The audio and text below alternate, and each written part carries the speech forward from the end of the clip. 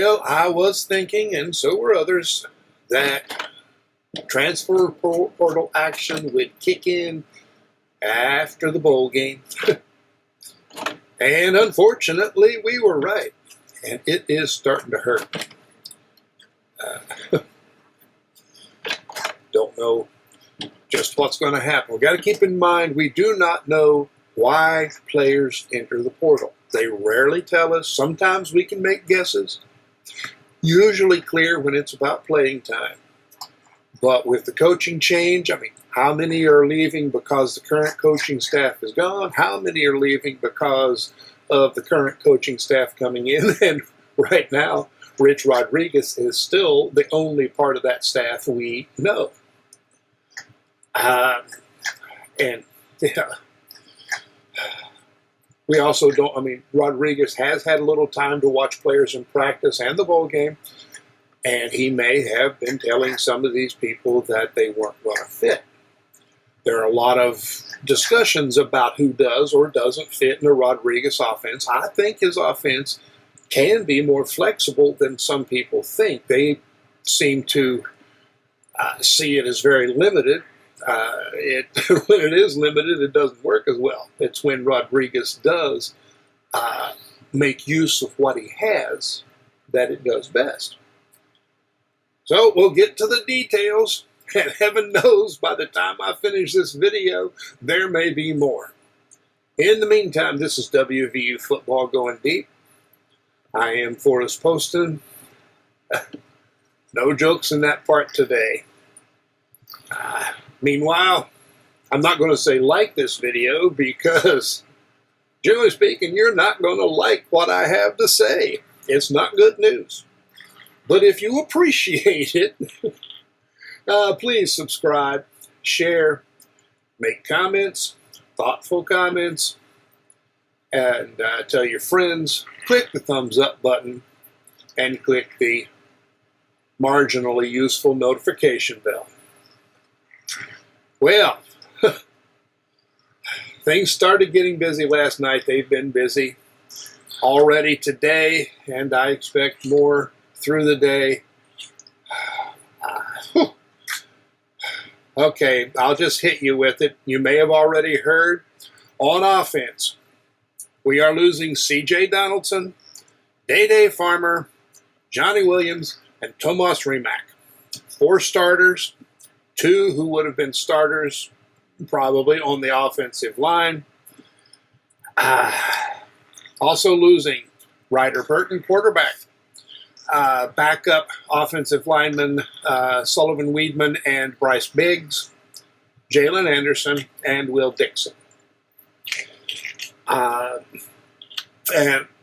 Aiden Ellis, a walk-on offensive lineman, and we're going to lose almost all of the walk-ons.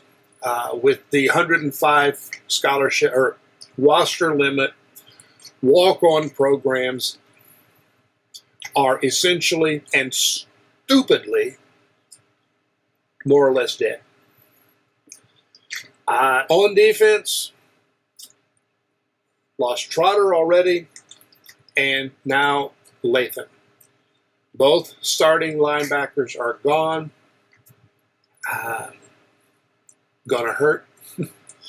Linebacker looked to be possibly the strongest part of the defense next year. Now it's a weak point. I have to see what they can do bringing guys in the portal. And I've said before that I think something happened on defense after the Cincinnati game. I don't know if this has anything to do with that, but when you lose both starting linebackers, you start to wonder why. And of course, some of these guys are going for the money. I just don't know. But it seems potentially significant, could just be coincidence. Also losing Josiah Jackson. I don't remember, of the Jackson brothers, I don't remember if he was the corner or the safety. Also, Aiden Garnes and TJ Crandall both had injury issues this season. Would they have become a factor next year or not? I don't know. course, have recruited very heavily for defensive backs the last couple of years, so they may simply, have gotten replaced. And again, just don't know what reasons may be. Now, with Farmer, now I think he had the potential to be feature receiver in a Rodriguez offense. He could have been the I cannot remember his name, but he probably would have, really gotten a lot of catches, great stats. But I do believe he was looking for a very specific family atmosphere. And kind of occurred to me because a Rodriguez team does tend to bond. I think especially the offensive linemen, they're the ones who have talked about it most. But I think they bond as comrade in arms rather than as family. We call a comrade in arms brother, but it is a different kind of family. And I don't think it's what Farmer was after. It's not why he switched. So wish him luck finding that kind of atmosphere. Losing C.J. Donaldson now, and this really ticks me off. People on the boards are all, hey, I don't worry about Donaldson. He never did develop. I'm not worried about Trotter, blah, blah, blah. As soon as these guys enter the portal, it's not thanks. It's, don't let the door hit you on the way out. And these guys worked. They played. They became Mountaineers, especially Donaldson. I mean, you watch that game. CJ, whatever they asked him to do, he did to the best of his ability. And he has fought injuries every year. He played with a torn labrum most or all of last season. It's just, do not get down on these guys. You have not earned, you may be a fan, and fans get to do a lot of things, but dang it, you haven't earned the right to badmouth these guys. Freedom of speech, well, just because you can doesn't mean you should. So appreciate these guys. You're going to miss Donaldson. Donaldson helped the team. Donaldson is the guy who got Jaheim White right. He was, even his sophomore year, he was a leader. I wish him the best of luck. Now, Rodriguez does not tend to use big backs. Donaldson's not slow by any means, but he's not a typical Rodriguez back. He's faster than Owen Schmidt, but he's a running back. Schmidt was a blocking back who ran and caught passes at times. He was very good at what he did. He was key to the team. Key in more ways than some people. They point at White and Renaud, who's the guy I couldn't remember earlier, and Slayton. But without Schmidt, that team probably loses at least one more game each season. So I don't think Donaldson wanted to be turned into a blocking back, which is what would have happened if he played many snaps at all. That's my guess. It's a guess. And of course, we've got currently a bunch of good backs, fast backs behind White, assuming White stays. I don't know. In terms of his potential stats, he probably should. But again, we are changing a lot of things about the culture, the feel.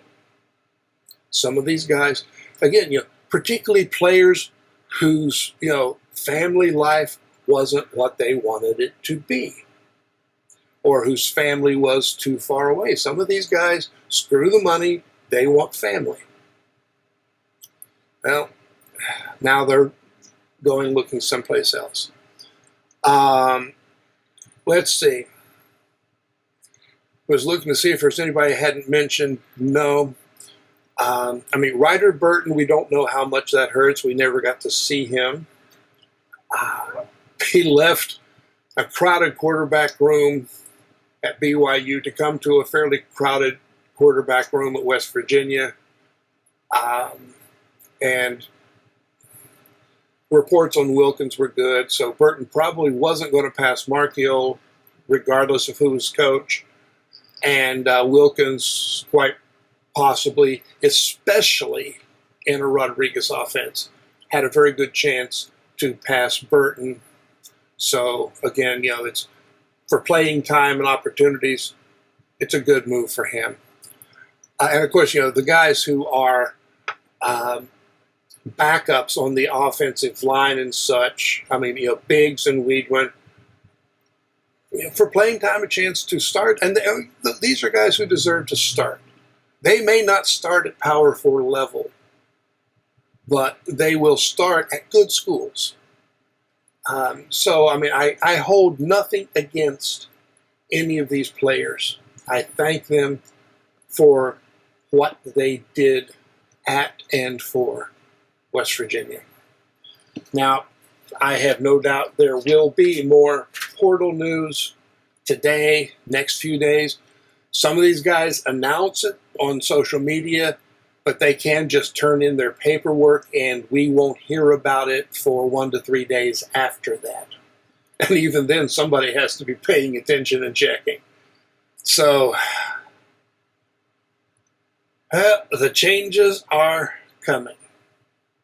Now, we're going to need a lot of guys in the portal. Who they're going to be, types of players, we'll have to wait and see. But it will be very different, which we kind of expected.